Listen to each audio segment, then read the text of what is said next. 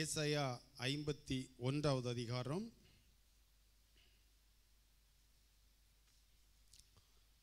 ஏசாயா 51 3வது வசனம்.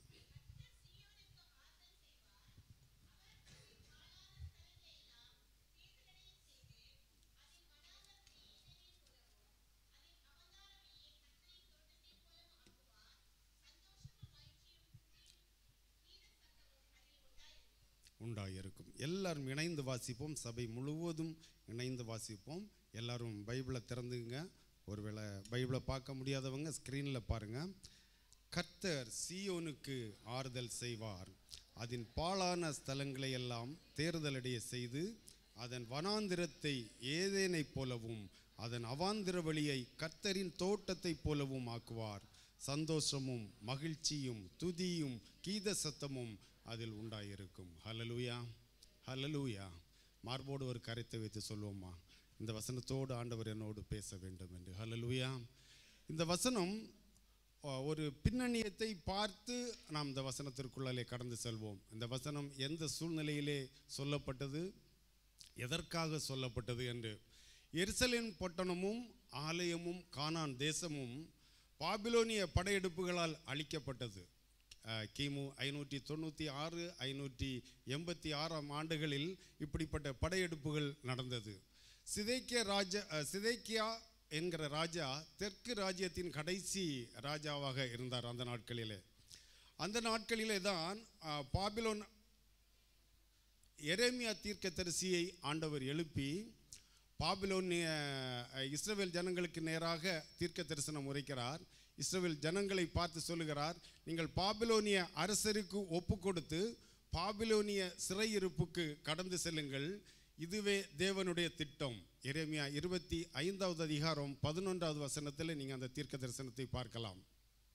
சிதேக்கியா ராஜாவின் காலத்தில் தேவன் எரேமியா தீர்க்க தரிசியை கொண்டு இந்த எரேமியா 25:11 வசனத்தில் நீங்கள் பார்க்கலாம். இந்த தீர்க்க தரிசனத்தை உரைக்கிறார். என்ன சொல்லுகிறாரு, நீங்கள் பாபிலோனிய அரசனுக்கு உங்களை ஒப்பு கொடுத்து பாபிலோனிய சிறையிருப்புக்கு செல்லுங்கள், இது தீமைக்கு ஏதுவானது அல்ல, சமாதானத்திற்கு ஏதுவானவைகள், ஆகிலும் இது 70 வருட காலம் இந்த சிறையிருப்பு என்று தீர்க்க தரிசனம் சொல்லுகிறார். இதே போல பாபிலோனிய சிறையிருப்புக்கு சென்று 2 தலைமுறைகள் கடந்து விட்டது. அங்கே அடிமைகளாக இஸ்ரவேலர்கள் தங்கிவிட்டார்கள். தேவனுடைய திட்டம் சமாதானத்திற்கு ஏதுவானவைகள் என்று நினைத்து நம்பி விசுவாசித்து அவர்கள் 70 வருடத்தை தாண்டிவிட்டார்கள். பாபிலோனிய சிறையிருப்பில் இருக்கும் யூதர்கள் கிமு 619 590 589 ஆகிய வருடங்களில் நடைபெற்ற அந்த அழிவை பார்த்ததில்லை. இப்பொழுது பாபிலோனிய சிறையிருப்பிலே இருக்கிற ஜனங்கள் புதிய தலைமுறைகள். அவர்களுக்குள்ளாலே ஒரு நம்பிக்கை இருந்தது, அவர்களுக்குள்ளாலே ஒரு விசுவாசம் இருந்தது. என்ன விசுவாசம்? எரேமியா தீர்க்கதரிசி சொன்ன தீர்க்க தரிசனத்தை குறித்த விசுவாசம் அவர்களுக்குள்ளாலே இருந்தது. அவருடைய பெற்றோர்கள் அதை சொல்லிதான் தங்களுடைய தலைமுறைகளை வளர்த்தார்கள். ஆனாலும் அவர்கள் அடிமைத்தனத்தில் இருக்கும் பொழுது ஒரு அங்கீகாரம் இல்லாதவர்களாக, ஒரு உரிமை இல்லாதவர்களாக, சொந்த நாடு இல்லாதவர்களாக திகைத்து போயிருந்தார்கள். மறுபடியும் அவர்களுக்கு ஒரு நம்பிக்கை இருந்தது. ஆண்டவர் 70 வருட காலத்தை நியமித்திருக்கிறார், ஆண்டவர் வாக்குத்தத்தத்தை நிறைவேற்றுவார், ஆண்டவர் எங்களுக்கு விடுதலையை கொடுப்பார், ஆண்டவர் எங்களை ஒரு சொந்த தேசத்திற்கு அழைத்து செல்வார் என்கிற விசுவாசத்திலே அந்த ஜனங்கள் அடிமைகளாக இருந்தார்கள். இப்படி கலங்கி கொண்டிருக்கும் பொழுதுதான் ஆண்டவராகிய இயேசு கிறிஸ்து ஏசாயா தீர்க்கதரிசியை எழுப்புகிறார். இந்த ஏசாயா 2ஆம் ஏசாயா என்று வேதத்தில் நாம் பார்க்கிறோம். இது முதல் ஏசாயா அடிமைகளாக சிறையிருப்புக்கு கடந்து செல்வதற்கு முன்பாக தீர்க்க தரிசனம் உரைத்தவர் ஏசாயா, முதல் ஏசாயா. 2வது ஏசாயா புஸ்தகத்திலே 40 முதல் 55வது அதிகாரம் வரையிலும் அவருடைய தேவனுடைய வார்த்தைகளை சொல்லியிருக்கிறார். இந்த ஏசாயாவை எழுப்பி ஆண்டவர் சொல்லுகிறார், இந்த சிறையிருப்பில் இருந்த புதிய இளைய தலைமுறைகளை பார்த்து ஆறுதல் படுத்துகிறார். 44வது அதிகாரம் 45வது அதிகாரத்தில் நீங்கள் வாசித்து பார்ப்பீர்கள் என்றால், நான் உங்களை மீட்க விடுவிக்க கோரேஸ் என்ற மன்னனை எழுப்பினேன். அவன் என் சித்தத்தை செய்வான் என்று இந்த ஏசாயா மூலம் இந்த புதிய தலைமுறைக்கு நம்பிக்கை ஊட்டி அவர்களை ஆறுதல் படுத்துகிறார். அதில் தான் ஆண்டவர் 51வது அதிகாரம் 3வது வசனத்தில் அந்த ஜனங்களுக்கு உரிய ஆசீர்வாதங்களை பட்டியலிடுகிறார். ஹல்லேலூயா. இதனுடைய பின்னணியும் இதுதான். பாபிலோனிலே சிறையிருப்பிலே இருக்கிறார்கள், அங்கலாய்த்து கொண்டிருக்கிறார்கள். எங்களை விடுவிக்க யார் வருவார்கள் என்று கலங்கி கொண்டிருக்கிறார்கள். தேவனுடைய தீர்க்க தரிசனத்தை அவர்கள் நினைத்து நினைத்து பார்க்கிறார்கள். அப்பொழுது தான் ஏசாயா தீர்க்கதரிசியை எழுப்பி இந்த காரியத்தை 51வது அதிகாரம் 3வது வசனத்தில் இருக்கிற அந்த வார்த்தைகளை ஆண்டவர் சொல்லுகிறார். எதிர்காலமே இல்லை, எங்களை விடுவிக்க யாரும் இல்லை என்று, அரசன் நியாயாதிபதிகளும் இல்லை என்று சந்தேகத்துடன் அந்த ஜனங்கள் இருக்கும் பொழுது, வலிமை மிக்க பாபிலோனிய அரசை வீழ்த்திய பெர்சிய அரசன் கோரேஸ், அவர் நேபுகாத் நேச்சாரை விட வலிமை உள்ளவன், அவர் கொடுமையானவன் என்று நம்பி பயந்து கொண்டிருந்தார்கள். இந்த தீர்க்க தரிசனம் உரைத்த பிறகு கோரேஸ் தீர்க்க தரிசியை பார்த்து அவர்கள் கோரேஸ் அரசனை பார்த்து பயந்து கொண்டிருந்தார்கள். அப்பொழுது தான் ஏசாயா 51வது அதிகாரம் 1வது வசனத்தில் நீங்கள் படிக்கலாம். நீங்கள் என்னை நோக்கி பாருங்கள் என்று வசனம் ஆரம்பிக்கிறது. நீங்கள் வீடுகளிலே போய் இணைந்து படியுங்கள். என்னை நோக்கி பாருங்கள். 2வது வசனத்தில் சொல்லுகிறார், உங்கள் தகப்பன் ஆபிரகாமை நினையுங்கள், நான் எப்படி அவனை நடத்தினேன் என்று நினைத்து பாருங்கள் என்று அந்த ஜனங்களை ஆறுதல் படுத்துகிறார். 3வது வசனத்தில் தான் அந்த ஜனங்களை என்ன பண்ணுறாரு, அவர்களுக்கு சொல்லுகிற ஆசீர்வாதங்களை பட்டியலிடுகிறார்.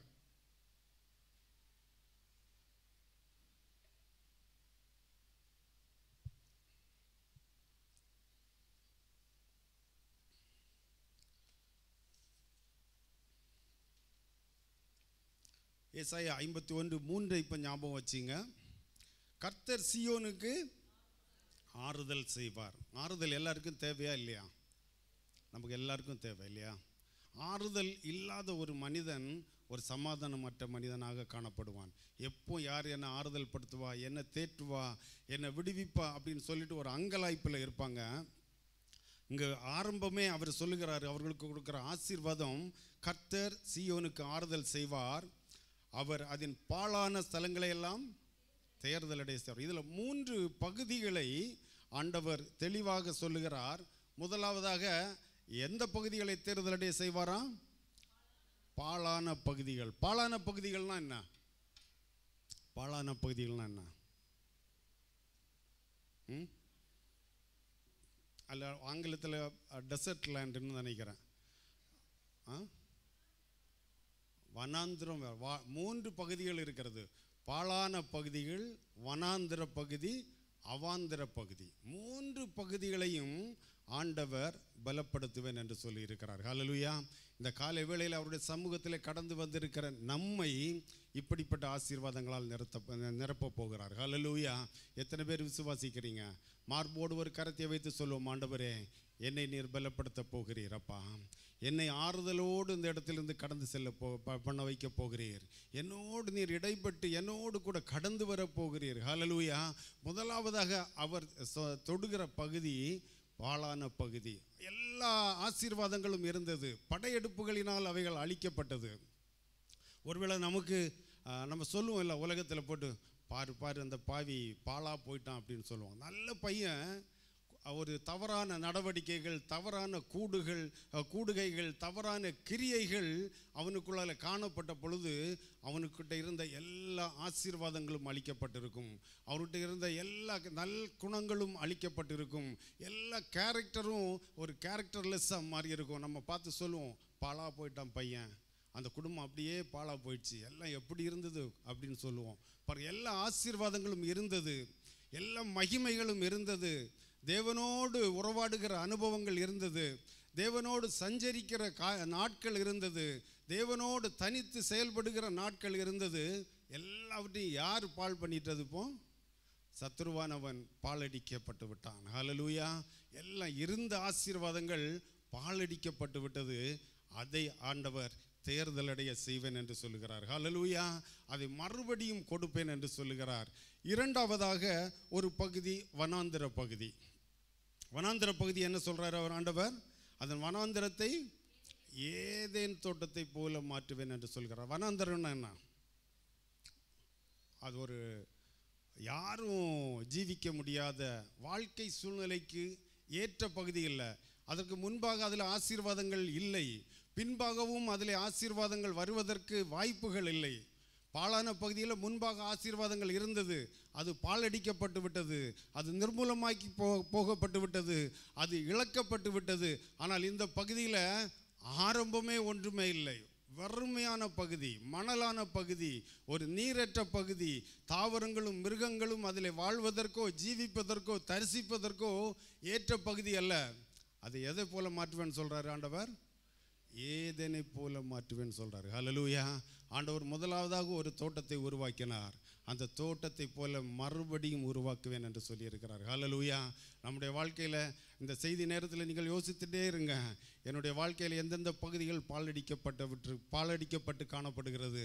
ஒருவேளை என்னுடைய ஜெப ஐக்கியம், தேவனோடு உள்ள ஐக்கியம், மற்றவர்களுக்கு முன்பாக சாட்சியாய் வாழ்கிற பகுதிகள் பாழடிக்கப்பட்டு விட்டதா, இல்லை இப்போ அது வனாந்தரம் போல காணப்படுகிறதா? ஆண்டவர் ஏதேனை போல மாற்றப் போகிறார். ஹல்லேலூயா. ஹல்லேலூயா. அவர் ஒருபோதும் நம்மை வறுமையாய் திரும்ப அனுப்புகிற தேவன் அல்ல. மூன்றாவது ஒரு பகுதி சொல்லப்பட்டிருக்கிறது. என்ன பகுதி? அவாந்தர பகுதி. அவாந்தர பகுதின்னா என்ன? அவாந்தர பகுதி, அதுக்கு ஒரு பார்டரே இருக்காது, அப்படியே வெளி நிலமாக இருக்கும். யார் வேணாலும் வரலாம், யார் வேணாலும் போகலாம், யார் வேணாலும் என்னதெல்லாம் செய்யலாம். ஒரு அவாந்தர வழி. நம்ம சொல்லுவோம், ஊர்ல எல்லாம் சொல்லுவோம், ஒரு வெட்ட வெளி அப்படின்னு சொல்லுவோம் இல்லையா? வெட்ட வெளின்னு சொல்லுவோம். அது ஒரு ஆடுகள் வரலாம், மாடுகள் வரலாம், பேய்கள் வரலாம், மனுஷர்கள் வரலாம், யார் வேணாலும் வரலாம். அந்த பகுதியை என்ன பண்ண போறேன்னு சொல்றாரு ஆண்டவர்? கர்த்தரின் தோட்டத்தை போல மாற்றுவேன். கர்த்தரின் தோட்டத்தை பற்றி நம்ம ஏசாயா 5வது அதிகாரம் 2வது வசனத்தில் வசிக்கிறோம், படிக்கிறோம். அதற்கு ஒரு வேலி உண்டு, கற்கள் அகற்றப்படும், தேவையில்லாத காரியங்கள் அந்த பகுதியிலிருந்து எடுத்து வெளியே மாற்றப்படும், அதிலே திராட்சை செடிகளை நடுவார். ஹல்லேலூயா. கனி நிறைந்த அனுபவங்கள் நிறைந்த பகுதியாக அந்த அவாந்தர பகுதியை மாற்றப் போகிறார். ஹல்லேலூயா. எத்தனை பேர் விசுவாசிக்கிறீங்க இந்த காலை வேளையில் ஆண்டவர் என்னுடைய வாழ்க்கையில் இந்த காலை வேளையில் இதை செய்ய போகிறார் என்று எத்தனை பேர் விசுவாசிக்கிறீங்க? ஹல்லேலூயா. ஹல்லேலூயா. வனாந்திரம் நம்ம பார்க்க போகிறோம். இன்னைக்கு ஒரே ஒரு குறிப்பை தான் அதில் பார்க்க போகிறோம். 3 குறிப்புகள் இருக்குது, ஒரே ஒரு குறிப்பை பார்க்க போகிறோம்.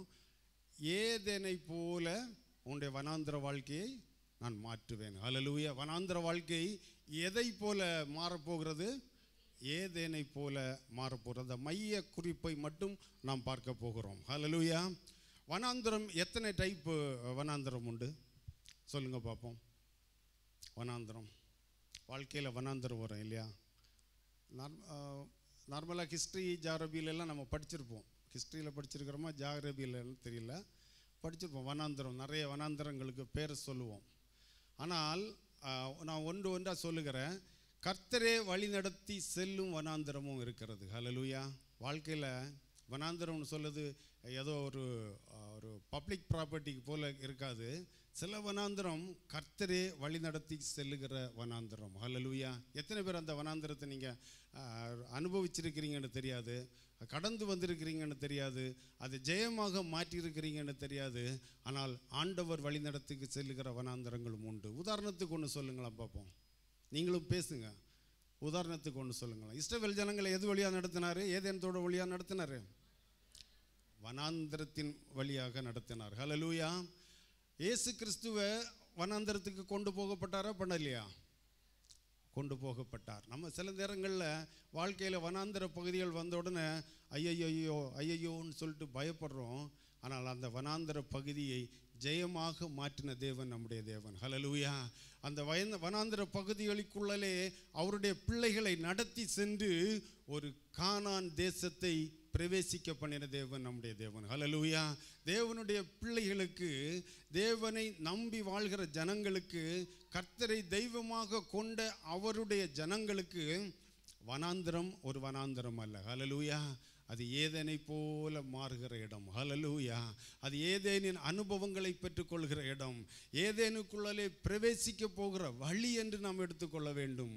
ஆண்டவர் அந்த வனாந்திரத்தில் நம்மளை விட்டு விட்டு அவர் தூரம் போகிற தேவன் அல்ல. அக்கினி ஸ்தம்பத்தினாலும் மேக ஸ்தம்பத்தினாலும் அவருடைய ஜனங்களை நடத்தி சென்றது போல அவர் உண்டு பண்ணுகிற வனாந்திரம் நமக்கு மகிமையாக மாறும். ஹல்லேலூயா. அவங்க சாப்பிட்ட சாப்பாட்டுக்கு அளவே இல்லைங்க. அவ்வளோ ருசியான மன்னா, பரலோக மன்னாவை அவர்கள் கொடுத்தார்கள். இங்கே மண்ணுக்குள்ளாலிருந்து கிழங்கையும் அது இதுவும் சாப்பிட்டு இருந்தவங்க பரலோகத்தின் ஆகாரத்தை சாப்பிட்டார்கள் அந்த வனாந்திரத்தில். அவ்வளவு மகிமையாக இருக்கும் ஆண்டவர் நடத்தி செல்கிற அனுமதிக்கிற வனாந்திரம். இரண்டாவதாக, பாவத்தின் விளைவாக அல்லது சாத்தானின் போராட்டத்தினால் வருகிற வனாந்திரம்.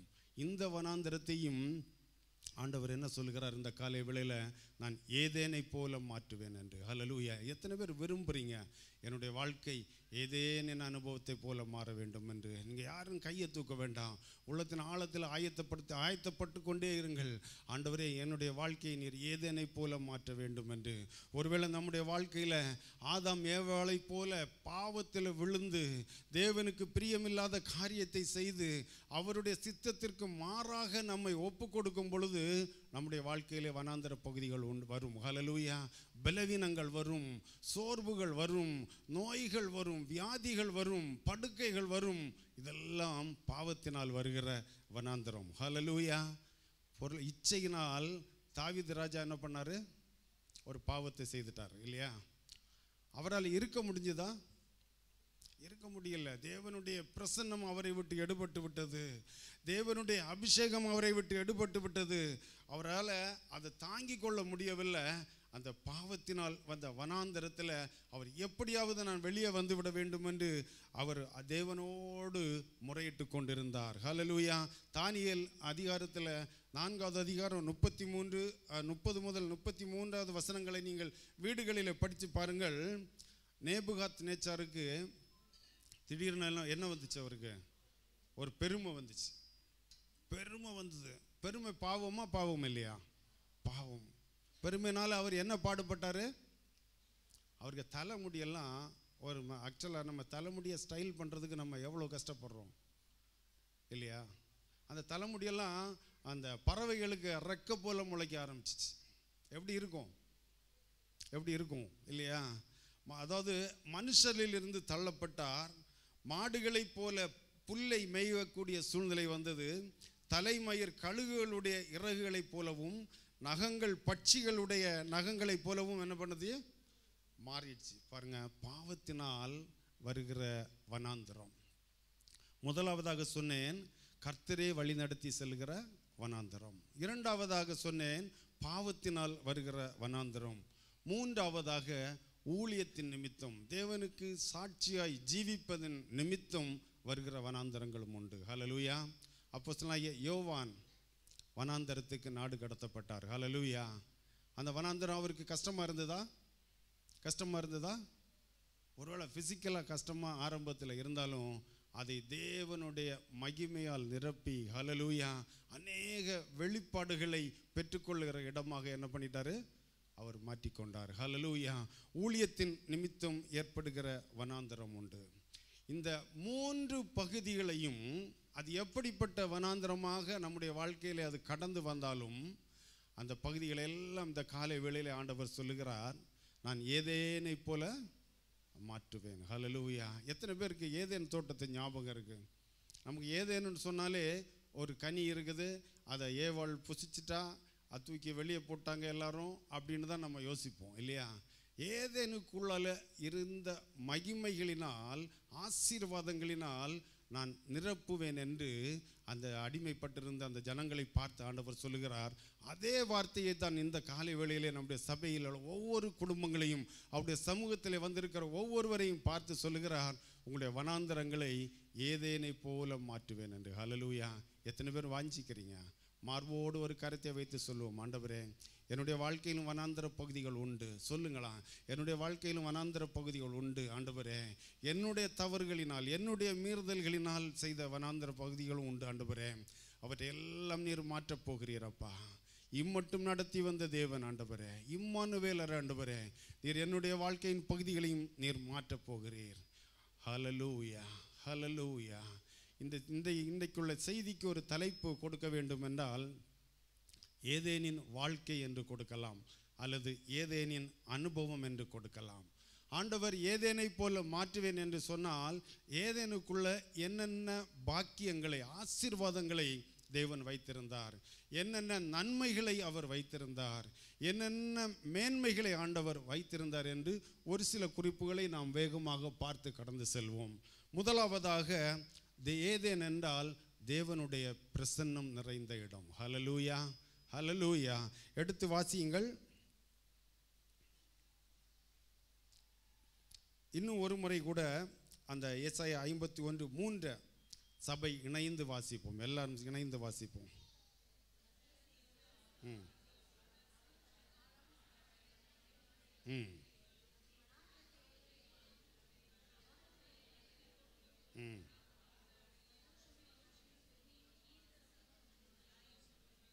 போதும்.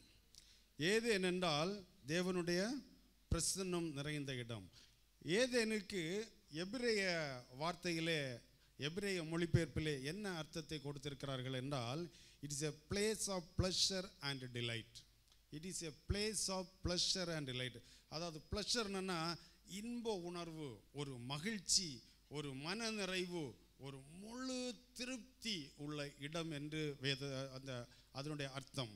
டிலைட் என்றார் ஒரு மிகுந்த மகிழ்ச்சி, களிப்பு. நமக்குள்ளால ஒரு சந்தோஷம் இருக்கும், அதை சின்ன பிள்ளைங்க அப்படியே துள்ளி குதித்து ஒரு களிப்போட விளையாடும் தெரியுமா.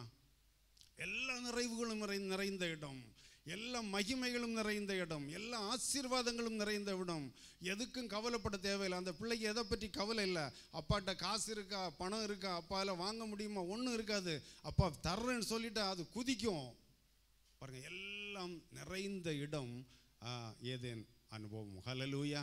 ஆண்டவர் அப்படித்தான் அந்த ஏதேன் தோட்டத்தை உருவாக்கி ஆதாம் ஏவாளையும் அதற்குள்ளே வைத்திருந்தார். கிரேக்க மொழியில் அதுக்கு பேர் என்னன்னா, மீனிங் என்னன்னா பாரடைஸ் அல்லது கார்டன். அதாவது குறைபாடற்ற இடம், நிறைந்த நலம் நிறைந்த ஒரு இடம், ஒரு பேரின்ப இடம், பாரடைஸ். ஹல்லேலூயா. எல்லா இன்பங்களும் நிறைந்த இடம் என்று அதற்கு பெயர். ஹல்லேலூயா.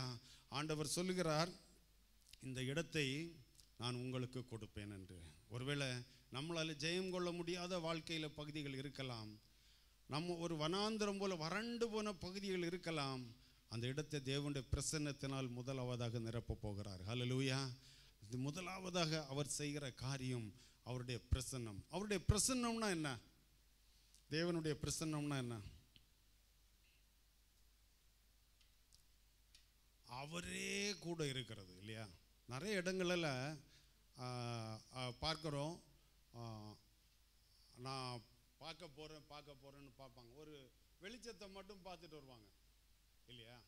மோசே ஆடுகளை மேய்த்து கொண்டிருக்கும்போது முச்செடியில் என்ன வந்துச்சு? வெளிச்சம் வந்தது. அந்த வெளிச்சம் மட்டுமா இருந்தது? அந்த வெளிச்சத்துக்குள்ளால நம்முடைய ஆண்டவரும் அதில் இருந்தார் இல்லையா. அந்த வெளிச்சத்துக்குள்ளால இருந்து ஆண்டவர் பேசினார். ஹல்லேலூயா. அந்த ஒரு தேவனுடைய பிரசன்னம் ஒரு இடத்துல இருக்கும் பொழுது அந்த பிரசன்னத்துக்குள்ளால என்ன இருக்கும்னா தேவனுடைய திட்டங்கள் இருக்கும். ஹல்லேலூயா. பரலோக சித்தங்கள் இருக்கும். என்ன செய்ய வேண்டும், நான் அந்த திட்டத்திற்கு எப்படி ஒப்பு கொடுக்க வேண்டும், அந்த திட்டத்திற்குள்ளே என்னை எப்படி ஆண்டவர் நடத்துவார், எப்படி என்ன அந்த நடத்தி அதை வெற்றி பெற பண்ணுவார் என்கிற பரலோக சித்தம் தேவனுடைய பிரசன்னம் இருக்கிற இடத்துல இருக்கும். ஹல்லேலூயா. நம்முடைய வாழ்க்கையில் அதை ஒவ்வொரு நாளும் நாம் வாஞ்சிக்க பிரயாசப்பட வேண்டும். மோசேக்கு ஆண்டவர் முச்செடி மூலம், நெருப்பின் மூலம் பிரசன்னமானார். ஆண்டவர் அதுக்குள்ளால் என்ன திட்டத்தை வச்சிருந்தாரு? நீ என்னுடைய ஜனங்களை மீட்டு கொள்வதற்கு அழைக்கப்பட்டவன். ஹல்லேலூயா. ஆண்டவருடைய அழைப்பை வைத்திருந்தார். ஹல்லேலூயா. ஆண்டவருடைய ஒரு உயர்ந்த பணியை வைத்திருந்தார். இங்கும் இந்த ஏதேன் தோட்டத்துக்குள்ள ஆண்டவர் ஆதாம் ஏவாளையும் மட்டும் வச்சுக்கல. ஆண்டவருடைய பிரசன்னம்னா ஆண்டவரே அந்த இடத்துல கூட இருப்பது. ஹல்லேலூயா.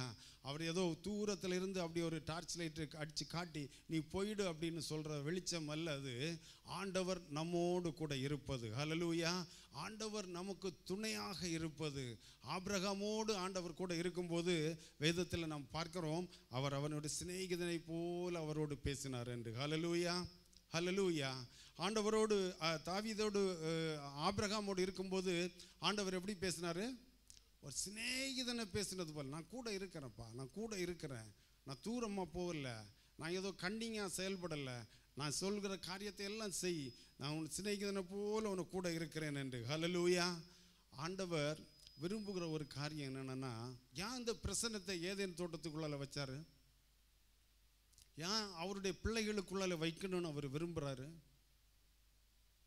அவருடைய விருப்பம் எல்லாம் எத்தனையோ உலகத்தில் காரியங்களை சிருஷ்டித்தார். மிருகங்களை சிருஷ்டித்தார், பறவைகளை சிருஷ்டித்தார், தண்ணீரில் ஓடுறதை சிருஷ்டித்தார், மரங்களை சிருஷ்டித்தார். எவைகளுக்குள்ளாலும் அவர் வாசம் பண்ண விரும்பவில்லை. ஹல்லேலூயா. அவருடைய கரங்களினால் சிருஷ்டிக்கப்பட்ட, அவருடைய கரங்களினால் உருவாக்கப்பட்ட, அவருடைய சாயலினாலும் அவருடைய ரூபத்தினாலும் நாம் உருவாக்கப்பட்ட அவருடைய பிள்ளைகளாக இருக்கிற நமக்குள்ளாலே அவர் நமக்கு துணையாக இருக்க விரும்புகிறார். ஹல்லேலூயா. ஹல்லேலூயா. சங்கீதம் 51 அதிகாரம் 11 முதல் 13 வசனங்களை நீங்கள் படித்து பார்த்தீங்கன்னா தாவீதினுடைய புலம்பலை பார்க்கலாம். தேவனுடைய பிரசன்னத்தை இழந்த தாவீது எப்படி புலம்புகிறான் என்று பார்க்கலாம். தாவீதின் புலம்பல், உமது முகத்தை என்னை விட்டு தள்ளாதையும் ஆண்டவரே. ஆண்டவரே, நீங்கள் ஒவ்வொரு நாளும் நான் உங்கள் கூட நடந்தேன், ஒவ்வொரு நாளும் நீர் என் கூட நடந்தீங்க ஆண்டவரே, ஒவ்வொரு நாளும் நான் செய்கிற காரியங்களில் என்னை பாதுகாத்தீங்க ஆண்டவரே, என்னை தப்புச்சிங்க ஆண்டவரே. இப்போ உங்கள் பிரசன்னத்தை நான் பார்க்க முடியவில்லையாப்பா, உங்களுடைய பிரசன்னத்தை நான் இழந்து நிற்கிறேனே, உங்களுடைய பிரசன்னம் என்னை விட்டு எடுபட்டு விட்டதே. அவன் புலம்புகிறான், உமது முகத்தை என்னை விட்டு தள்ளாமலும் பரிசுத்த ஆவியை என்னை விட்டு எடுத்துக்கொள்ளாமலும் இரட்சண்யத்தின் சந்தோஷத்தை எனக்கு திரும்ப தாரும். ஹல்லேலூயா. ஒரு தேவனுடைய பிள்ளை அவருடைய பிரசன்னத்தை விட்டு அவருடைய பிரசன்னத்தை விட்டு தூரம் போகும் பொழுது இப்படிப்பட்ட ஒரு புலம்பல் அவனுக்குள்ள வாழ்க்கையில் ஏற்பட வேண்டும். ஹல்லேலூயா. உதாசீனமாக இருக்கக்கூடாது. ஆண்டவர் இப்போ கொஞ்ச நேரம் கழித்து என்னை வந்து பார்த்துக்குவார், நான் இப்போ இந்த காரியத்தை பண்ணுறேன், கொஞ்ச நேரம் கழித்து எப்படி இருந்தாலும் அவர் வருவார், அது அல்ல. ஹல்லேலூயா. நமக்குள்ள அந்த உணர்வு ஏற்பட வேண்டும். ஹல்லேலூயா. அந்த ஏதேனுக்குள்ளே இருந்த பிரசன்னம் நமக்குள்ளே கடந்து வர வேண்டும். ஹல்லேலூயா. ஹல்லேலூயா. தேவனுடைய பிரசன்னம் இல்லாதபடி நாம் இந்த உலகத்திலே சந்தோஷமாக ஜீவிக்க முடியாது. தேவனுடைய பிரசன்னம் இல்லாதபடி நாம் சமாதானமாக வாழ முடியாது. தேவனுடைய பிரசன்னம் இல்லாதபடி நாம் இந்த உலகத்திலே எந்த காரியத்தையும் வெற்றியாக செய்ய முடியாது. ஒரு சாட்சியை நான் கேள்விப்பட்டேன். ஒரு நல்ல சபைக்கு போகிற ஒரு மகள் இன்னும் ஒரு லைஃப் பார்ட்னரை, வீட்டுக்கு இது விருப்பம் இல்லாத ஒரு லைஃப் பார்ட்னரை தெரிந்து கொண்டு அந்த மகனைத்தான் நான் திருமணம் பண்ணுவேன் என்று வீட்டுக்குள்ளால ப்ரெஷர் கொடுத்துட்டே இருந்திருக்கிறாங்க. அப்போது அவங்க பெற்றோர் சொன்னதுக்கு அப்புறமும் அந்த மகள் கேட்கவில்லை. பல ஆலோசனைகளை சொல்லியும் கேட்கவில்லை. இப்போ ஃபைனலாக பாஸ்டர்கிட்ட கொண்டு விட்டுக்கிறாங்க. பாஸ்டர் சொல்லியும் கேட்கல.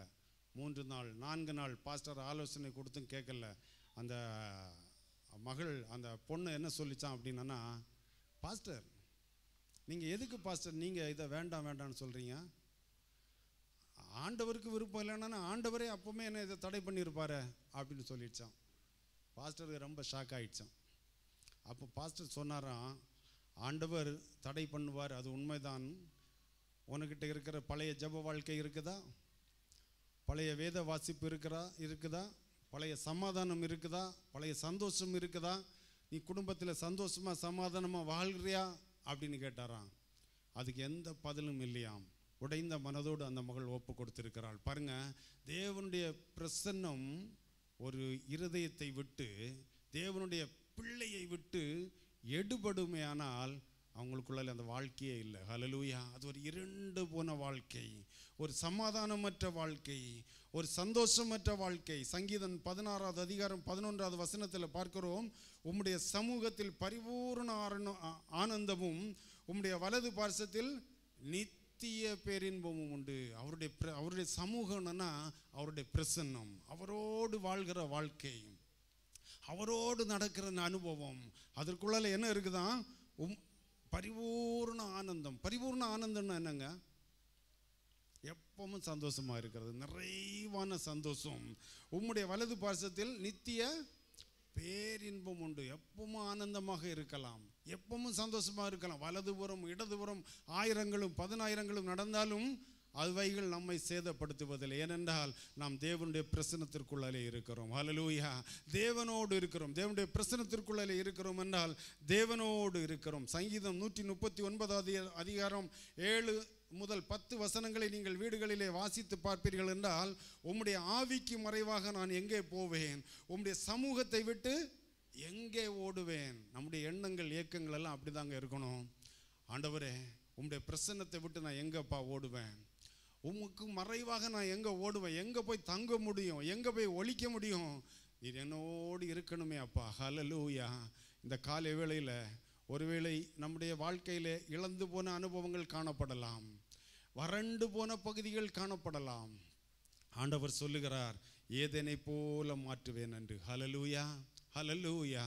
யாத்திராகமம் 33வது அதிகாரம் 11வது வசனத்தை படிங்க, 9வது வசனத்தை படிங்க. யாத்திராகமம் 33:9.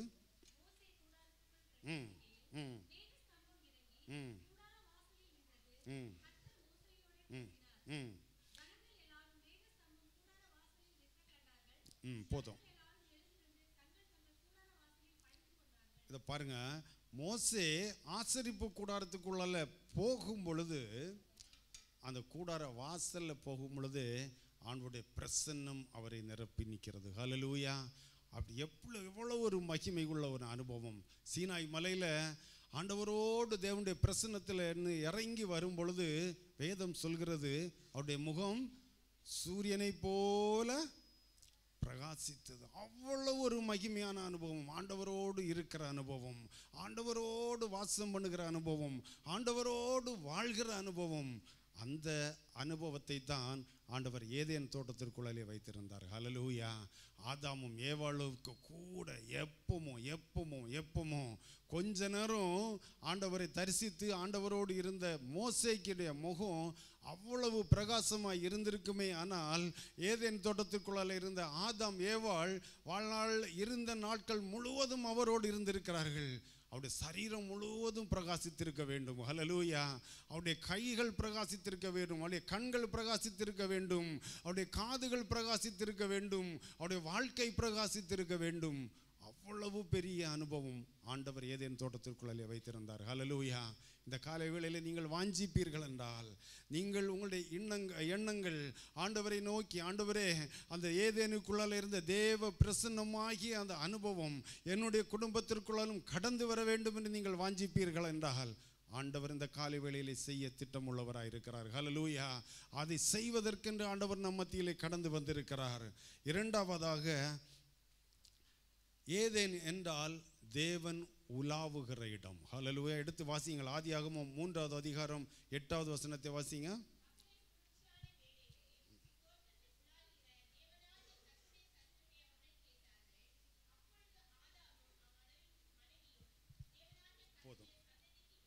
போதும். பகலின் குளிர்ச்சியான வேளையில் எல்லாரும் இணைந்து வாசிப்போம்.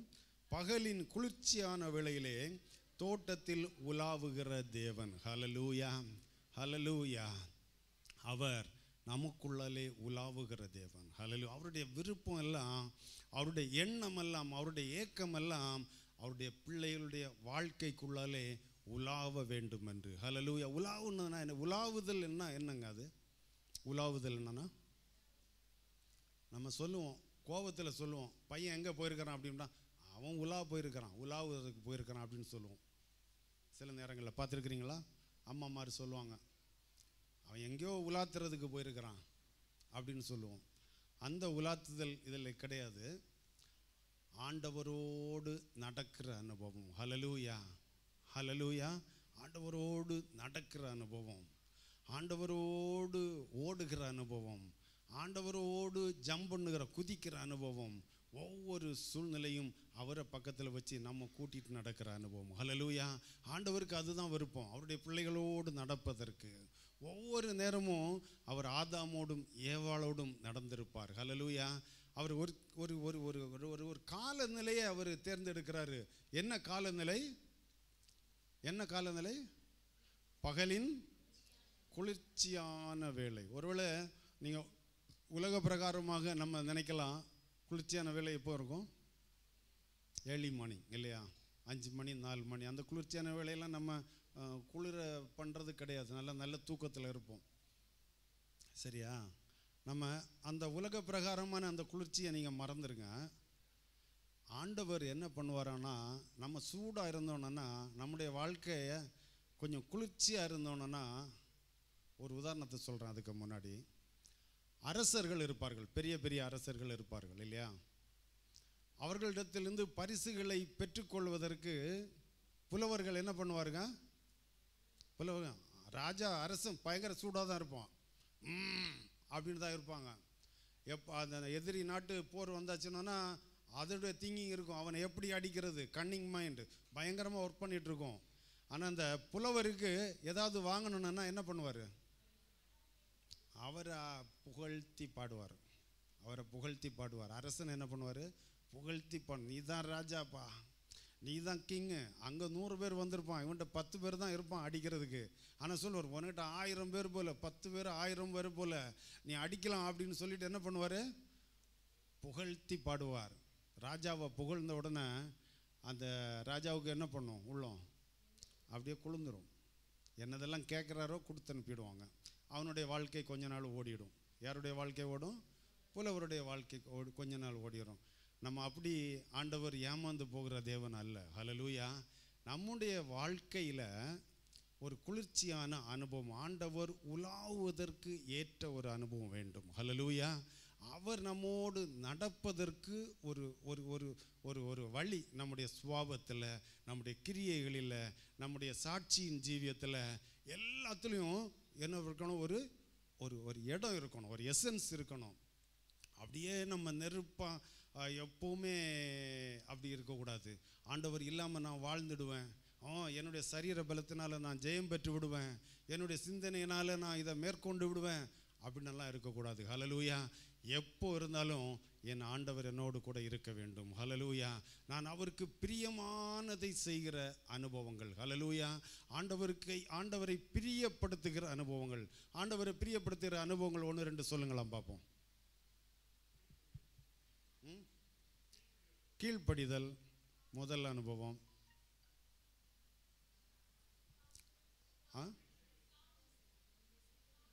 தாழ்மை, அவருடைய சித்தம் செய்கிறது, அவரை ஆராதிப்பது, அவரை மகிமைப்படுத்துவது, அவருடைய வார்த்தைகளுக்கு கீழ்ப்படிவது. ஹல்லேலூயா.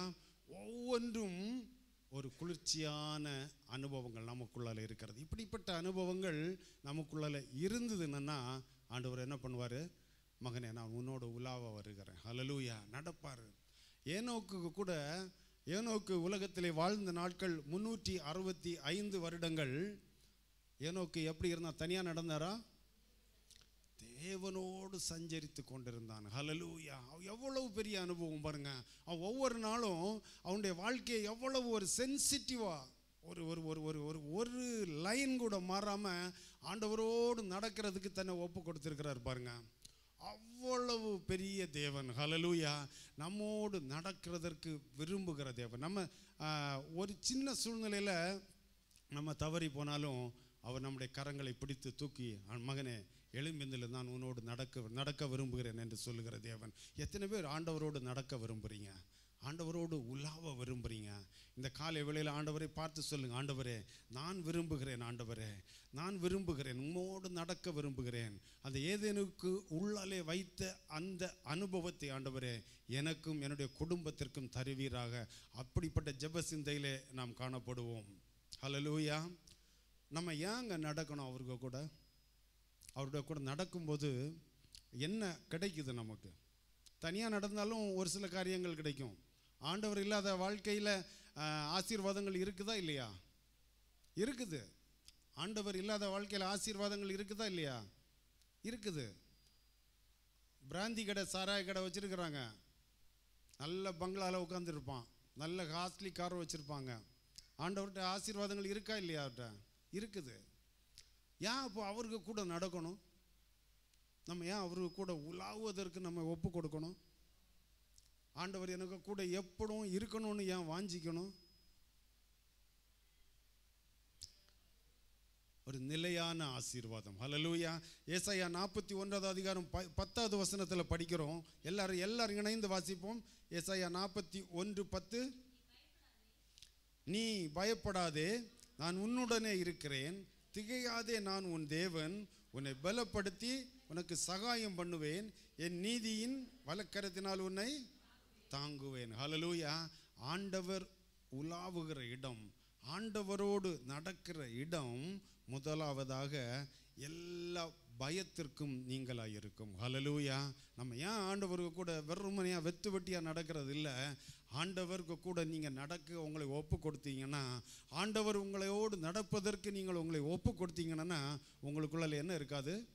பயம் இருக்காது. ஐயோ நைட்டு பயம், காலையில் பயம், நேரம் இருட்டுனா வெளியே போகிறதுக்குள்ள பயம், ஜெபிப்பதற்குரிய பயம், வேத வாசித்தா ஏதாவது பிரச்சனை வந்துருமோ அப்படின்னு பயம், ஒன்றும் இருக்காது.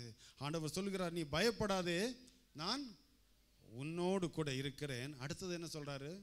திகையாதே. கலங்கி போய் நிற்க வேண்டாங்க, அங்கலாய்த்து கொண்டு இருக்க வேண்டாம். ஐயோ நான் என்ன பண்ணுவேன், இப்படி ஒரு சூழ்நிலை வந்துச்சு, நான் என்ன பண்ணுவேன், யாருக்கிட்ட போவேன், யார் எனக்கு இந்த உதவியை பண்ணுவா, யார் என்ன இந்த காரியத்தில் விடுவிப்பா? ஒரு செகண்டு கூட நீங்கள் திகைக்க வேண்டாம். ஹல்லேலூயா. ஏன் அப்படின்னா ஆண்டவர் உங்களோடு இருக்கிறார். ஹல்லேலூயா. ஆண்டவர் உங்களோடு நடக்கிறார். நீங்கள் செய்கிற காரியங்களுக்கு உள்ளால ஆண்டவரை கூட வச்சுட்டு நீங்கள் செய்தீங்கன்னா நீங்கள் திகைப்புக்கு உள்ளாக மாட்டீர்கள். உன்னை பலப்படுத்தி உனக்கு சகாயம் பண்ணுவேன். ஹல்லேலூயா. இப்போ நிறைய பேருக்கு பேரே சகாயம்னு நிறைய பேர் இருக்குது. லேடிஸுக்கு பேரும் இருக்குது சகாயம் சொல்லிட்டு. சகாயம்னா என்னங்க? எனக்கு என்னோட கொஞ்சம் ஜூனியரு ரொம்ப தெரியும். சகாயம், அவனுக்கு பேர் சகாயம். அவன் செய்யாத அட்டூழியம் கிடையாது. சரியா? பேரை வச்சுட்டு ஆப்போசிட்டாக சில ஆளுங்க இருப்பாங்க. சகாயம்னா என்னங்க? உதவி, இரக்கம். ஆண்டவர் நமக்கு எந்த இடத்துல உதவி வேணுமோ, எங்கே இருந்து வானத்தின் பலகணிகளை திறந்து இடங்கொள்ளாமல் போக மட்டும் உதவி செய்வார், ஆசீர்வாதங்களை தருவார். ஆண்டவரும் நோக்கி அவருக்கு கூட மட்டும் நம்ம நடக்கிறதுக்கு ஒப்பு கொடுத்தா போதும். பாருங்க, இரண்டாவது அனுபவம் ஏதேன் என்றால் என்னது? தேவனோடு உலாவுகிற இடம். ஹல்லேலூயா. ஹல்லேலூயா. நீதிமொழிகள் 3வது அதிகாரம் 5-6 வசனங்களை எல்லாரும் இணைந்து வாசிப்போம். நீதிமொழிகள் 3வது அதிகாரம் 5-6 வசனங்கள். உன் சுய புத்தியின் மேல் சாயாமல் உன் முழு இருதயத்தோடு நம்பிக்கையாயிருந்து உன் வழிகளிலெல்லாம் அவரை நினைத்து கொள்ளுங்கள். உன் வழிகளிலெல்லாம் அவரை நினைத்து கொள். எப்படி இருந்து நினைக்கணுமா? உன் சுய புத்தியின் மேல் சாயாமல். ஹல்லேலூயா. ஆண்டவரோடு உலாவி கொண்டிருந்தவர்கள் தான் ஆதாமும் ஏவாளும். இப்போ ஏவாளுக்குள்ள என்ன சிந்தனை வருது? என்ன வருது? இது சுய புத்தி. ஆண்டவர் அவர் நடப்பார், கொஞ்சம் அந்த பக்கம் போயிருக்கிறாரா, நம்ம வித்தியாசமாக ஒன்று யோசிப்போம். அதுதான் நடந்த அங்கே பிரச்சனை. நமக்குள்ளாலும் அந்த பிரச்சனை இருக்கும். நம்ம சுயமாக அதை பண்ணிவிடுவோம். ஆண்டவர்கிட்ட ஆலோசனை கேட்காம இதை பண்ணிவிடுவோம். ஆண்டவர்கிட்ட ஜெபிக்காமல் இதை பண்ணிவிடுவோம். ஒருவேளை தேவனுடைய பிள்ளைகளோடு கலந்து ஆலோசிக்காமல் இதை பண்ணிவிடுவோம். நம்ம பண்ணிடலாம், ஒன்றும் ப்ராப்ளம் இல்லை, அது விழுந்தாலும் எழும்பிடலாம் அப்படின்னு ஒரு வரட்டு தைரியம் வரும். ஒரு பொழுதும் அது இருக்கக்கூடாது. ஹல்லேலூயா. ஆண்டவரோடு நடக்க நீங்கள் விரும்புவீர்கள் என்றால், உண்மையாக விரும்புவீர்கள் என்றால் என்ன சுபாவம் இருக்கக்கூடாது? சுயம் என்கிற சுபாவம். நம்ம சொந்தமாக சிந்திக்கணும். அதை ஆண்டவர்கிட்ட கொடுத்து, ஆண்டவரே நான் இதை பண்ண போகிறேன், இந்த மாதிரி நான் செயல்பட போகிறேன், எனக்கு இது உமக்கு சித்தமா, இந்த காரியத்தை நான் செய்வதற்கு நீர் பிரியப்படுகிறீரா, நீர் இந்த காரியத்தில் நீர் என்னோடு கூட வருவீரா, நீர் என்னோடு கூட நடப்பீங்களா அப்பா அப்படின்னு கேட்டு நம்ம என்ன பண்ணணும், செய்யணும். ஹல்லேலூயா. சுய புத்தியின் மேல் சாயாமல் நடக்கும் பொழுது உன் வழிகளிலெல்லாம் அவரை நாம் நினைத்து கொள்ள முடியும். ஹல்லேலூயா. நம்முடைய உள்ளத்தின் ஆழத்தில் நம்ம ஒப்பு கொடுப்போம். ஆண்டவரே, நம்ம எத்தனை பேர் கொஞ்சம் யோசித்து பாருங்கள். எல்லாரும் ஒரு நிமிஷம் கண்ணை மூடுங்க, ஒரு நிமிஷம் அப்படியே கண்ணை மூடுங்க. நம்ம சுயமாக சிந்தித்து எத்தனை தோல்விகளை சந்தித்திருக்கிறோம். ஆண்டவர் இல்லாதபடி, ஆண்டவருக்கு இது வேண்டாம், ஆண்டவர்கிட்ட நான் சொல்ல வேண்டாம், இது என்ன இருக்குது, இந்த சின்ன காரியம் தானே, சின்ன காரியம் தானே, நான் இதை செய்திடலாம் அப்படின்னு சுயமாக சிந்தித்து எத்தனை தோல்விகளை, எத்தனை வெறுப்புகளை, எத்தனை அங்கலாய்ப்புகளுக்குள்ளால நம்ம கடந்து போயிருக்கிறோம், எத்தனை பலவீனங்களுக்குள்ளால நம்ம கடந்து போயிருக்கிறோம். கொஞ்சம் கண்ணை மூடி யோசித்து பாருங்கள். அப்படியே உங்களுக்கு ஒரு ஃப்ளாஷ்பேக் வரும். ஆண்டவரே, நான் இந்தந்த பகுதிகளிலெல்லாம் உம்மை விட்டு சுயமாக சிந்தித்திருக்கிறேனப்பா, நான் இனி பண்ண மாட்டேன் ஆண்டவரே. ஹல்லேலூயா, ஹல்லேலூயா. ஆண்டவரோடு நடக்கிற அனுபவம், ஏதேனில் உள்ள அனுபவம். ஹல்லேலூயா. எல்லாரும் கண்களை திறந்துக்கிறங்க. ஆண்டவரே, ஆண்டவரே, இந்த அனுபவத்தை நீர் எங்களுக்கு தாரும். எத்தனை பேர் வாஞ்சிக்கிறீங்க? மார்போடு ஒரு கருத்தை வைத்து, ஆண்டவரே, உம்மோடு நான் நடக்க விரும்புகிறேன் அப்பா, உம்மோடு உலாவ விரும்புகிறேன். ஏதேனில் நடந்தது போல் ஆண்டவரே, என்னுடைய வாழ்க்கையிலும் நீர் நடப்பீராக, என்னுடைய வாழ்க்கையும் நீர் ஏதேனை போல மாற்றுவீராக. ஒரு அருமையான பாடல் உண்டு இல்லையா, சுயமெனில் சாம்பலாய் மாற. ஒரு சரணத்தை மட்டும் பாடுவோமா?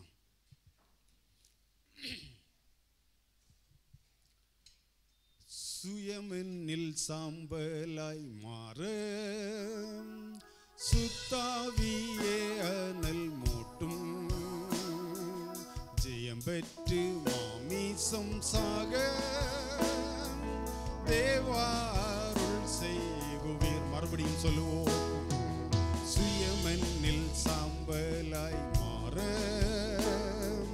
சுத்தாவியே அருள் மூட்டும், ஜெயம் பெற்று மாமிசம் சாக தேவாருள் செய்யுமே.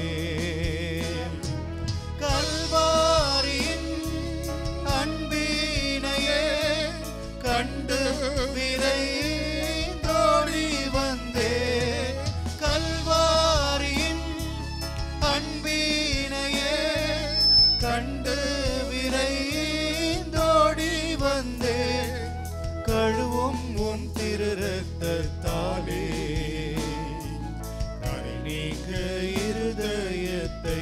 மார்போடு ஒரு கருத்தை வைத்து, கழுவும் திரு ரத்தத்தாலே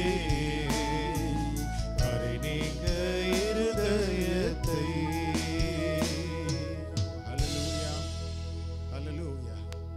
ஏசாயா 40வது அதிகாரம் 31வது வசனத்தில் நாம் பார்க்கிறோம், அவரோடு நடக்கிறவர்கள் நடந்தாலும் சோர்ந்து போகார்கள். ஹல்லேலூயா.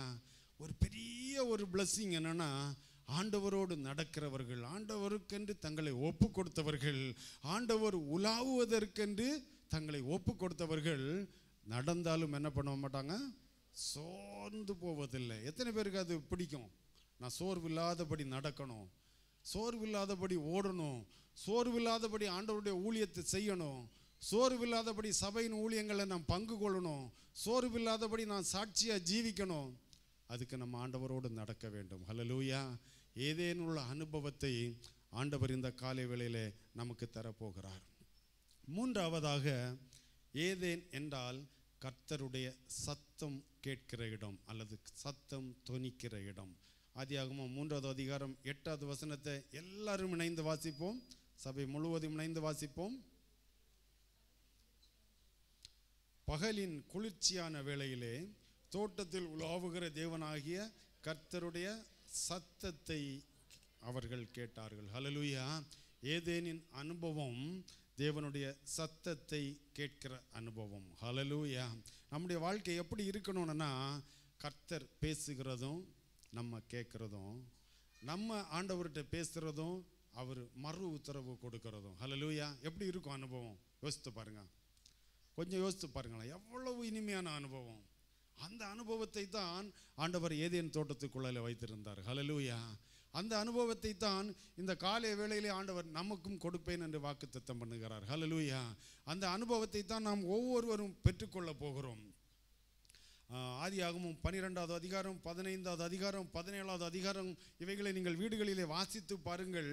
கர்த்தர் ஆபிரகாமோடு எவ்வளவு அருமையாய் பேசினார். எவ்வளவு நேரம் ஆபிரகாமோடு ஆண்டவர் பேசி ஆபிரகாம் ஆண்டவருடைய சத்தத்தை கேட்டான் என்று நாம் பார்க்க முடியும். ஆண்டவருடைய சத்தத்தை கேட்கறதுக்கு எத்தனை பேர் வாஞ்சிக்கிறீங்க? எத்தனை பேர்? எல்லாருக்கும் விருப்பம்தான், ஆனால் அதை செயல்படுத்த தான் கஷ்டம் இல்லையா? அப்படின்னு நினைக்கிறீங்களா? ஒன்றும் இல்லை. ஆண்டவரே, உங்களுடைய சத்தத்தை கேட்க விரும்புகிறேன் அப்பா. ஹல்லேலூயா. ஆண்டவர் உங்களுடைய வாழ்க்கை எப்படிப்பட்ட பகுதிகளாக இருக்கலாம், ஒருவேளை அந்த சத்தத்தை கேட்க முடியாத பகுதிகளாக இருக்கலாம். ஆண்டவர் இந்த காலை வேளையில் வாக்குத்தத்தம் பண்ணுகிறார், அதை ஏதேனை போல சத்தத்தை கேட்கிற பகுதிகளாக நாம் மாற்றுவேன் என்று. ஹல்லேலூயா. யாக்கோபு 2வது அதிகாரம் 23வது வசனத்தை நீங்கள் வீடுகளிலே வாசித்து பாருங்கள். ஒரு சிநேகிதன் என்று அழைத்து பேசுகிறார். அவர் நார்மலாக ஒரு பெரிய ஆளுங்க, ஒரு ஆஃபீஸரு, ஒரு பெரிய தலைவர்கள் எல்லாம் வந்தால் மற்றவங்களெல்லாம் ரொம்ப ஒரு ஃப்ரெண்ட்ஷிப்பாக வச்சு பேச மாட்டாங்க. ஒரு டிஸ்டன்ஸ், அந்த போஸ்ட்டுக்கு தகுந்த டிஸ்டன்ஸ், அவங்களுடைய பதவிக்கு தகுந்த டிஸ்டன்ஸ் வச்சு தான் பேசுவாங்க. எல்லா பதவிக்கும் உயர்ந்த பதவியில் இருக்கிற நம்முடைய தேவன் நம்மளை எப்படி கூப்பிட்டு பேசுவாராம்? ஒரு ஃப்ரெண்டுக்கிட்ட பேசுகிறது போல், சிநேகிதன்கிட்ட பேசுகிறது போல். எத்தனை பேர் வாஞ்சிக்கிறீங்க இந்த காலை வேளையில்? ஆண்டவரோடு நான் ஒரு ஃப்ரெண்டுக்கிட்ட பேசுகிறது போல் பேசணும். எலியாவோடு பேசுவார், மோசையோடு பேசின தேவன், ஆபிரகாமோடு பேசின தேவன், ஆதி அப்போஸ்தலர்களோடு பேசின தேவன் நம்மோடு அவர் பேச விரும்புகிறார். ஹல்லேலூயா. அவருடைய சத்தத்தை கேட்பதற்கு நீங்கள் ஆயத்தமாக இருக்கிறீங்களா? அவருடைய சத்தத்தை கேட்பதற்கு நீங்கள் உங்களுடைய இருதயம் ஆயத்தப்படுகிறதா? அவருடைய சத்தத்தை கேட்பதற்கு உங்களுடைய இருதயத்தை நீங்கள் ஆயத்தப்படுத்துவீர்களா? மத்தேயு 3வது அதிகாரம் 17வது வசனத்தில் நாம் பார்க்கிறோம். இயேசு கிறிஸ்து ஞானஸ்தானம் எடுத்து கரையில் ஏறின உடனே, இவர் என்னுடைய நேசகுமாரன், நேசகுமாரன், இவர்களை நான் பிரியமாயிருக்கிறேன். மத்தேயு 17:5 மறுரூப மலையில் இவர் என்னுடைய நேசகுமாரன், மறுபடியும் சொல்லுகிறார், இவர் மேல் பிரியமாயிருக்கிறேன். ஹல்லேலூயா. ஹல்லேலூயா. ஆண்டவருடைய விருப்பம் நம்மோடு பேச வேண்டும் என்று. ஹல்லேலூயா. நம்மோடு உரையாட வேண்டும் என்று, நம்மோடு கலந்துரையாட வேண்டும் என்று ஆண்டவருடைய விருப்பம். நீங்கள் உங்களுடைய இருதயத்தை நீங்கள் தேவனுடைய சமூகத்தில் ஒப்பு கொடுப்பீங்களா? எத்தனை பேர் ஒப்பு கொடுக்க முடியும்? நம்ம எத்தனையோ பேர்கிட்ட பேசுவோம், எத்தனையோ சத்தங்களை கேட்கிறோம். பயமுள்ள சத்தம், திகில் ஊட்டுகிற சத்தம், ஆலோசனைகள் அற்ற சத்தம், ஒரு பலவீன பாதையிலே நடத்துகிற சத்தம். ஆண்டவருடைய சத்தம் அப்படிப்பட்ட சத்தம் அல்ல. ஹல்லேலூயா. ஆண்டவருடைய சத்தத்தை கேட்டு சங்கீதம் 4வது அதிகாரம் 9வது வசனத்தை வரைக்கும் நீங்கள் படிங்க, எல்லாரும் படிங்க. சங்கீதம் 29, சங்கீதம் 29 4 முதல் 9 வரையிலும் சபை இணைந்து வாசிப்போம். கர்த்தருடைய சத்தம் வல்லமை. கர்த்தருடைய சத்தத்துக்கு என்ன இருக்கு? வல்லமை இருக்கிறது. அவருடைய சத்தத்தை நம்ம கேட்டோம்னா ஒரு செத்து போன ஒரு பலவீனமான சத்தம் அல்ல, அது வல்லமை உள்ள சத்தம். ஹல்லேலூயா. நம்முடைய நரம்பு நாடிகளில் எந்த பகுதிகளில் பலவீனங்கள் இருக்குதோ அந்த பலவீனத்தை என்ன பண்ண முடியும்? மாற்றி போட முடியும். 4 நாட்களாய் நாறி போயிருந்த லாசருடைய கல்லறைக்குள்ளால ஆண்டவருடைய சத்தம் கடந்து சென்ற போது என்ன வல்லமை நடந்தது? என்ன வல்லமை நடந்தது? லாசருவை உயிரோடு எழுப்புகிற வல்லமை. ஹல்லேலூயா. ஒருவேளை எந்தெந்த பகுதிகள் உங்களுக்கு பலவீனப்பட்டு இனி ஒன்றும் செயலற்ற பகுதி, நான் என்னுடைய ஜெப ஜீவியத்தில் எழும்பியே நிற்க முடியாது, என்னுடைய வேத வாசிப்பில் நான் நிலைத்து நிற்கவே முடியாது, என்னுடைய விசுவாச வாழ்க்கையை நான் தொடர்ந்து போகவே முடியாது, பலவீனம், சோர்வு, ஆண்டவருடைய சத்தத்துக்கு உங்களுடைய வாழ்க்கையை நீர் ஒப்பு கொடுப்பீர்கள் என்றால் அவைகளை உயிருள்ளதாக மாற்ற அவரால் முடியும். ஹல்லேலூயா. அவ்வளவு பெரிய வல்லமை. தொடர்ந்து படியுங்கள். கர்த்தருடைய சத்தம் மகத்துவம் உள்ளது. மகத்துவம். அடுத்தது, கேதுரு மரங்களை முறிக்கிறது. வனாந்தரத்தில் காடுகளில் கேதுரு மரம் ஒரு பெரிய மரமாக இருக்குமா, 30 அடி அகலம். அதுக்கு பாட்டம் பகுதி, அந்த மூடு பகுதி எவ்வளோ இருக்குமா? 30 அடி ரவுண்டு இருக்குமா, 150 அடி உயரத்துக்கு மேலே வளருமா கேதுரு மரங்கள். ஒரு பலனுள்ள மரம். அந்த கேதுரு மரங்களை என்ன பண்ணுறதா? ஆண்டவருடைய சத்தம் முறிக்கிறது. நமக்குள்ளால ஒருவேளை யாரும் என்ன அசைக்க முடியாது, யாரும் இந்த காரியத்தில் என்னை மாற்றிக்க முடியாது, யாரும் இந்த காரியத்தில் என்னை தப்பாக இந்த மாதிரி நடத்திக்கொள்ள முடியாது, நான் அப்படி தான் இருப்பேன் அப்படின்னு ஒரு உறுதியான, உங்களால் மாற்ற முடியாத சுபாவங்கள் ஒருவேளை இந்த காலை வேளையில் நமக்குள்ளாலே இருக்குமே. ஆனால் ஆண்டவருடைய சத்தத்திற்கு நீங்கள் அனுமதி கொடுத்தால் அவைகளை என்ன பண்ணுவார்? ஆண்டவர் முறித்து போடுவார். ஹல்லேலூயா. ஒரு ஏதேனுக்குள்ளல் கேட்கிற அனுபவம், ஒரு மெல்லிய குரல், ஆண்டவரோடு பேசுகிற அந்த அனுபவம் ஆண்டவர் இந்த காலை வேளையிலே தருவார். தொடர்ந்து வாசிங்கள். கர்த்தருடைய சத்தம் வனாந்திரத்தை அதிர பண்ணும், பெண் மான்களை ஈனும்படி செய்யும். ஹல்லேலூயா. நம்ம வாழ்க்கையில் ஆண்டவருடைய சத்தத்தை நாம் கேட்போமானால், பெண் மான்களை ஈனும்படினா, பெண் மான்கள் கருவுற்றிருக்கும், அது கன்றுகளை பெற்றெடுக்கும் பொழுது அதற்கு ஏற்படுகிற வேதனைகளினால் அது அங்கு இங்கும் ஓடிட்டு இருக்கும். அது எப்படி பெற்றெடுப்பது. ஆனால் ஆண்டவருடைய சத்தம் அந்த காடுகளுக்குள்ளாலே கடந்து செல்லும் பொழுது எந்த வேதனையும் இல்லாதபடி அந்த பெண்மான்கள் தங்களுடைய குட்டிகளை ஈன்றெடுக்குமாம். ஹல்லேலூயா. ஒருவேளை நம்முடைய வாழ்க்கையில் எல்லா பகுதிகளும் வேதனையோடு இருக்கிற பகுதிகளாக இருக்கலாம். நாம் எப்படி இந்த பகுதியை கடந்து செல்வேன், இந்த வேலையை நான் எப்படி செய்து முடிப்பேன், இந்த பகுதியில் நான் எப்படி வெற்றி பெறுவேன், வேதனையோடு இருக்கலாம். ஆண்டவருடைய சத்தத்திற்கு உங்களை ஒப்பு கொடுப்பீர்கள் என்றால், உங்களுடைய வாழ்க்கையிலே ஆண்டவருடைய சத்தம் கேட்பதற்கு நீங்கள் அனுமதிப்பீர்கள் என்றால், அவைகளெல்லாம் ஒன்றுமில்லாமல் போய்விடும். ஹல்லேலூயா. அது பலன் உள்ளதாக மாறும், ஆசீர்வாதம் உள்ளதாக மாறும். உங்களுக்கு அதிலே ஆண்டவர் உதவி செய்வார். ஹல்லேலூயா. ஆண்டவருடைய சத்தத்தை கேட்கிற இடம். முதலாவதாக நான் என்ன சொன்னேன்? ஏதேன், தேவனுடைய பிரசன்னம் நிறைந்த இடம். இரண்டாவதாக சொன்னேன் தேவன், ஏதேன் என்றால் தேவன் உலாவுகிற இடம். மூன்றாவதாக சொன்னேன் ஏதேன் என்றால் கர்த்தருடைய சத்தம் தொனிக்கிற இடம், சத்தம் கேட்கிற இடம். நான்காவதாக ஏதேன் என்றால் பரிசுத்த ஆவியாகிய நதி ஓடுகிற இடம். ஹல்லேலூயா. ஆதியாகமம் 2வது அதிகாரம் 10வது வசனத்தை எல்லாரும் இணைந்து வாசிப்போம். சத்தமா சொல்லுங்க.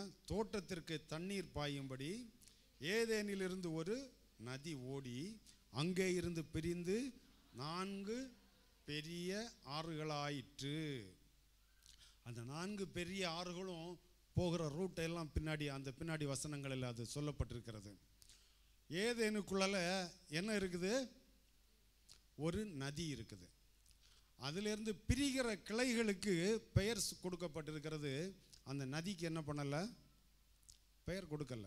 ஒரு நதின்னு தான் சொல்லியிருக்கு, அதுக்கு பெயரே கொடுக்கல. அதிலிருந்து பிரிகிற ஆறுகள், பெரிய நதி, அதிலிருந்து பிரிகிற ஆறுகள் 4க்கு என்னென்ன பெயர் கொடுக்கப்பட்டிருக்கிறது?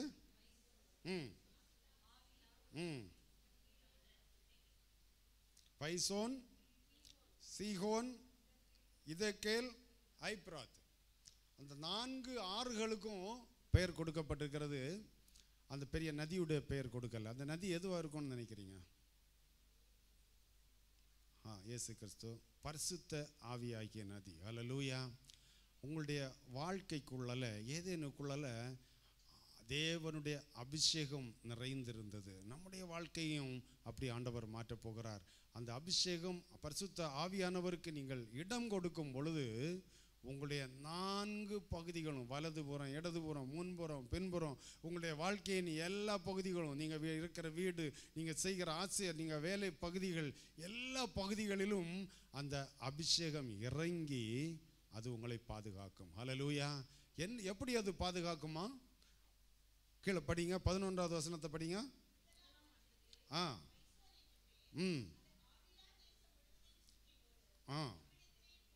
என்ன விளையுதான்? அது பொன் விளையுது. அடுத்தது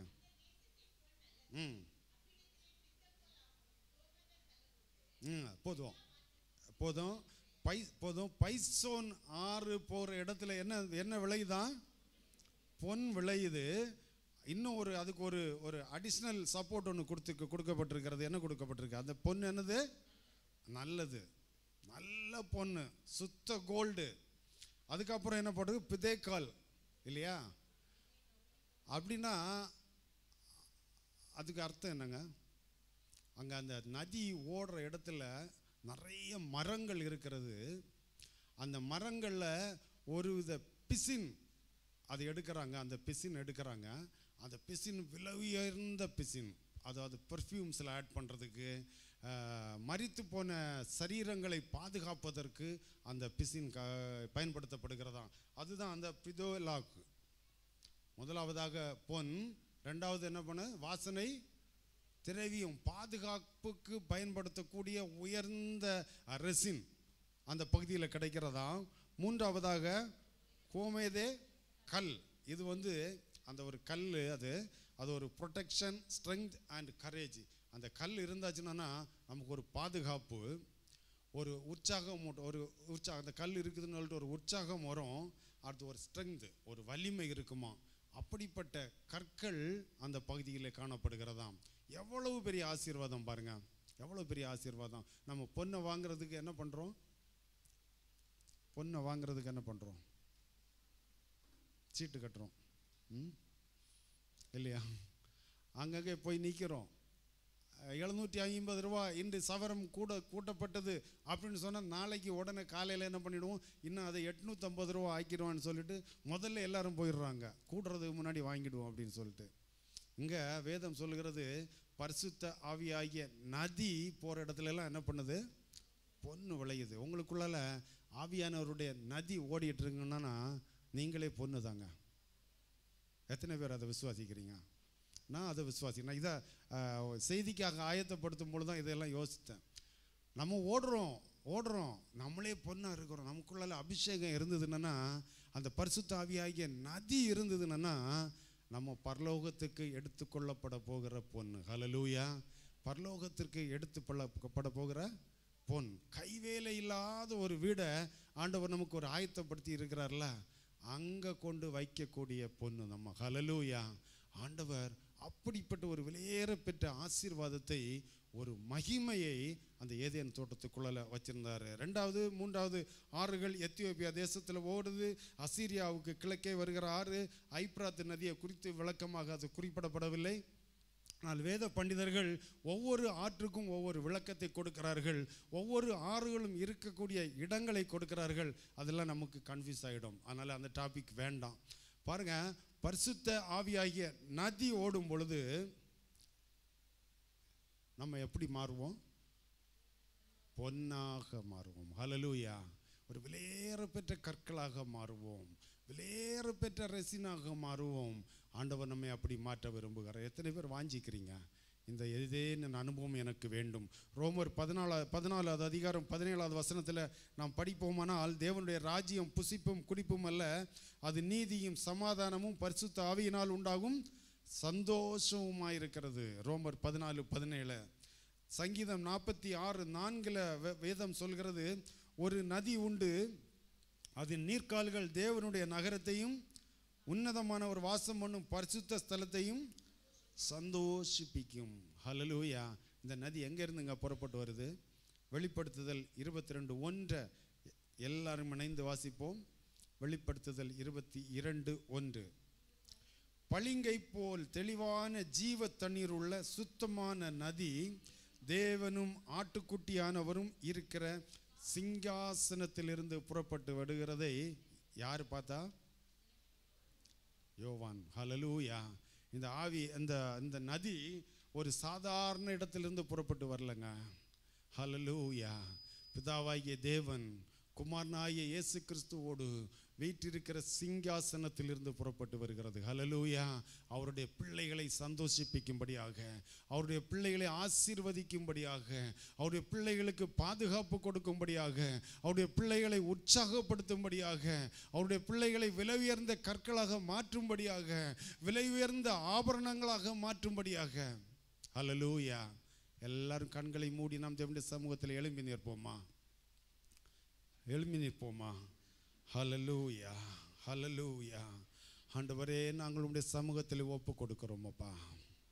இந்த காலை நேரத்திலே ஆண்டவரே, நீர் எங்களோடு பேசின வார்த்தைகளுக்காக உமக்கு நன்றி ஆண்டவரே. ஹல்லேலூயா, ஹல்லேலூயா. எல்லாருடைய வாய்களும் ஆண்டவரை நோக்கி பார்க்கட்டும். ஆண்டவரே, இந்த ஏதேனின் அனுபவம் எங்களுக்கு வேண்டும் ஆண்டவரே. இந்த ஏதேனின் அனுபவம் எங்களுக்கு வேண்டும் அப்பா. ஹல்லேலூயா. ஏதேனுக்குள்ளே வைத்திருந்த மகிமைகள், ஆசீர்வாதங்கள், உயர்வுகள், மேன்மைகள் எங்களுக்கு வேண்டுமே ஆண்டவரே. ஆண்டவரே, ஏதேனுக்குள்ள ஆண்டவரே நீர் பிரசன்னமாய் இருந்தது போல எங்களுக்குள்ளாலும் நீர் பிரசன்னமாய் இருப்பீராக என்று ஜெபிக்கிறோம். எத்தனை பேர் கரங்களை உயர்த்தி ஆண்டவரே, ஆண்டவரே, உம்முடைய பிரசன்னம் எங்களுக்கு வேண்டும் அப்பா. உம்முடைய பிரசன்னம் எங்களுக்கு வேண்டும். உம்முடையோடு நாங்கள் உலாவ வேண்டும். உம்மோடு நாங்கள் உலாவ வேண்டும் ஆண்டவரே. உம்முடைய சத்தத்தை நாங்கள் கேட்க வேண்டும். உம்முடைய அபிஷேகத்தினால் நிரம்பி வழிய வேண்டும் ஆண்டவரே. உம்முடைய அபிஷேகத்தினால் நிரம்பி வழிய வேண்டும் அப்பா. ஹல்லேலூயா. இந்த காலை வேளையில ஒப்பு கொடுப்போம்மா. ஒரு சில நிமிடங்கள் நீங்களே தற்பரிசோதனை செய்து ஆண்டவரே, இந்த ஏதேனின் அனுபவத்தினால் எங்களை நிரப்புங்கப்பா. வறண்டு போன பகுதிகளை ஆண்டவரிடத்தில் சொல்லுங்க. வறண்டு போன பகுதிகளை ஆண்டவரிடத்தில் எடுத்து காட்டுங்க. மறைக்காதீங்க. எந்த காரியத்தையும் ஆண்டவரிடத்தில் மறைக்காதீங்க. ஆண்டவரே, இந்த பகுதி என்னிடத்துல வறண்டு போயிருக்கிறது, நீ ஏதேனை போல மாற்றுவேன் என்று சொல்லி இருக்கிறீரே. நான் ஆண்டவரே, நீர் மாற்றுவீராக என்று ஒப்பு கொடுப்போம். வறண்ட நிலங்களிலே நீர்ப்பால்களை அனுப்புகிற தேவன். ஹல்லேலூயா, ஹல்லேலூயா. வறண்ட நிலங்களிலே நீர் பாய்த்தல் அனுபவம். பனி போல பெய்யும் பரிசுத்தரே, பனி போலும்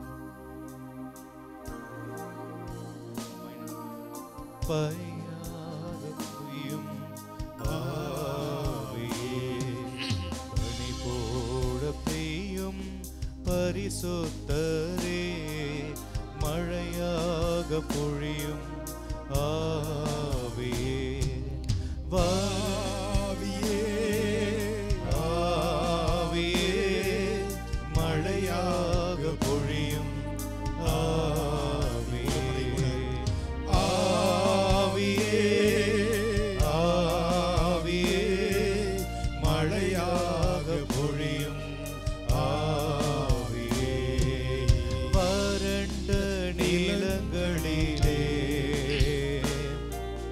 வாய்க்கால்கள் அமைப்பவரே, வறண்ட நிலங்களிலே வாய்க்கால்கள் அமைப்பவரே, கனி தரும் மரமாக, கனி தரும் மரமாக காப்பாற்றி வளர்ப்பவரே, என்னை காப்பாற்றி வளர்ப்பவரே, பனி போல பெய்யும் பரிசுத்தரே, மழையாக பொழியும் ஆவியே, பனி போல பெய்யும் பரிசுத்தரே, மழையாக பொழியும் ஆவியே, ஆவியே, ஆவியே, மழையாக பொழியும் ஆவியே, ஆவியே, ஆவியே, மழையாக பொழியும் ஆவியே. பரிசுத்த ஆவியாகிய நதி நமக்குள்ளாலே கடந்து வருமையானார் அவர் நம்மை ஆசீர்வதிப்பதற்கு அவர் போதுமானவர். ஹல்லேலூயா. அவர் நம்மை நடத்துவதற்கு போதுமானவர். ஏதேன் வாழ்க்கை தருவதற்கு அவர் போதுமானவர். அவர் நம்மோடு உலாவ விரும்புகிற தேவன். அவர் நம்மை உயர்த்துக விரும்புகிற தேவன். நம்மோடு பேச விரும்புகிற தேவன். நம்மோடு நடக்க விரும்புகிற தேவன். அவருடைய பிரசன்னத்தினால் நம்மை இடைக்கட்ட விரும்புகிற தேவன். நம்ம ஒப்பு கொடுப்போம் அந்த காலை வேளையில. அன்பின் பரிசுத்த பிதாவே, இந்த நல்ல காலை நேரத்திற்காக நாங்கள் உமக்கு நன்றி செலுத்துகிறோம் அப்பா. ஆண்டவரே, அந்த இஸ்ரவேல் ஜனங்களை பார்த்து சொல்ல அதே வார்த்தையை ஆண்டவரே இன்றைக்கு எங்களோடு நீர் பேசி இருக்கிறீரப்பா. எங்களுடைய வாழ்க்கையிலும் அப்பா ஏதேனை போல மாற வேண்டிய பகுதிகள் ஏராளம் உண்டு. ஏதேனின் அனுபவங்களை பெற்றுக்கொள்ள வாஞ்சிக்கிற இருதயங்கள் ஏராளம் உண்டு. ஆண்டவரே, உம்மோடு நடக்க வேண்டிய பகுதிகள் ஏராளம் உண்டு. உம்முடைய சத்தத்தை கேட்டு செயல்பட வேண்டிய பகுதிகள் ஏராளம் உண்டு. ஆண்டவரே, உம்முடைய அபிஷேகத்திற்கு ஒப்பு கொடுத்து ஆண்டவரே அதன் நிறைவினால் வருகிற ஆசீர்வாதத்தை பெற்றுக்கொள்ள வேண்டிய பகுதிகள் ஏராளம் உண்டே. ஆண்டவரே, ஒவ்வொரு பகுதிகளையும் அப்பா நீர் இந்த காலை வேளையிலே நீர் ஆசீர்வதிப்பீராக. ஒவ்வொருவரும் ஆண்டவரே ஏதேனின் அனுபவத்தை பெற்றவர்களாக இந்த இடத்திலிருந்து கடந்து செல்ல நீர் கிருபை செய்வீராக. உம்முடைய கரத்திலே தாழ்த்தி ஒப்பு கொடுக்கிறோம், இயேசுவின் மூலம் பிதாவே.